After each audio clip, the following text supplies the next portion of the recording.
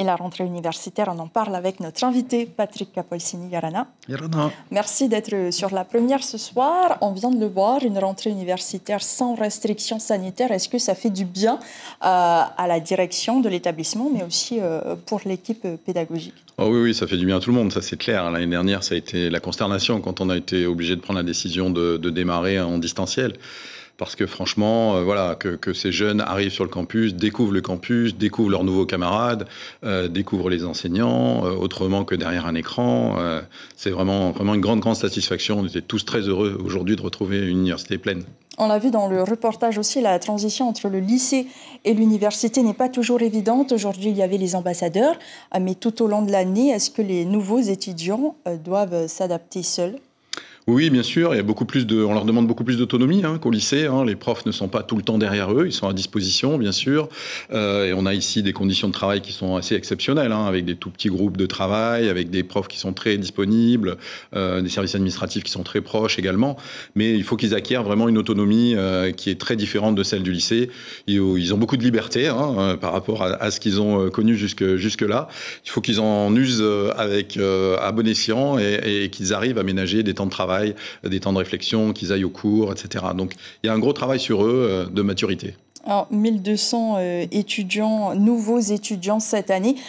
Est-ce que pour la majorité de ces étudiants aussi, l'université a toujours le choix par défaut ?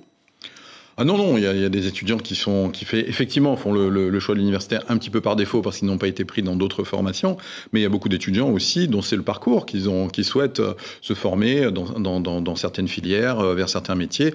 Donc on répond à des vrais besoins. On a de plus en plus de filières qui sont professionnalisantes. Depuis plusieurs années, on travaille beaucoup sur la professionnalisation de nos filières. Donc avec des destinées, véritablement des débouchés qui sont très clairs dès le départ. Donc ça aide beaucoup les étudiants à faire leur choix et donc à ce que l'université soit plus vraiment un choix par défaut, mais un choix concerté, réfléchi et en pleine maturité. Mais selon le taux de réussite au niveau en licence, par exemple, selon les chiffres à dévoiler au début de cette année, beaucoup d'étudiants décrochent en cours d'année. Alors aujourd'hui, comment est-ce que vous comptez un petit peu résoudre ce problème ? Alors, c'est une question qui est récurrente, qui est ancienne. Aujourd'hui, la professionnalisation, je pense, c'est vraiment une réponse, une manière de répondre, parce qu'on a de plus en plus de stages en entreprise. Ces jeunes voient vraiment vers quoi on va les conduire, qu'est-ce que ça donnera dans leur vie professionnelle. Donc, ils voient vraiment un objectif. Ils ont vraiment un objectif. Et ceux qui décrochent le plus souvent sont ceux qui n'ont pas d'objectif. C'est vraiment très clair. S'ils sont là en se disant, je sais pas quoi faire après mon bac, on verra bien, je vais aller à l'université. Ceux-là vont décrocher rapidement, en particulier grâce à la liberté qu'ils ont acquise et qui leur permettent de faire un petit peu plus de choses qu'ils veulent. Donc vraiment, cette histoire d'avoir un but, c'est vraiment très très important. Mais est-ce que vous songez aussi à réadapter la carte de formation, ou en tout cas à la mettre à jour? La dernière fois qu'elle a été mise à jour, c'était il y a 5 ans. Oui, tout à fait. Donc nous, on est sur des cycles. Les universités sont sur des cycles universitaires, mais donc on la remettra à jour en 2024 de manière assez profonde. Néanmoins, tous les ans, on a des nouveautés, des choses qui changent, des choses qui évoluent. On a mis en place des DUT qui sont devenus des BUT, des bachelors universitaires de technologie. On a mis en place des licences professionnelles autour du tourisme, autour des énergies renouvelables. Du design aussi. Du design. Alors c'est la nouveauté de cette année, absolument. Le design et l'art et le design en collaboration avec le lycée Rapoto et le Centre des métiers d'art. C'est une des nouveautés de cette année.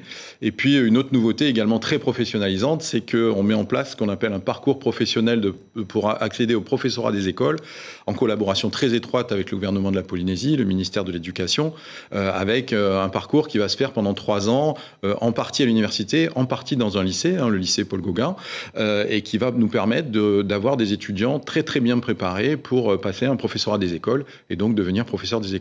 C'est tout ce qu'on vous souhaite. Merci beaucoup, Patrick Capolsini, d'avoir été notre invité ce soir.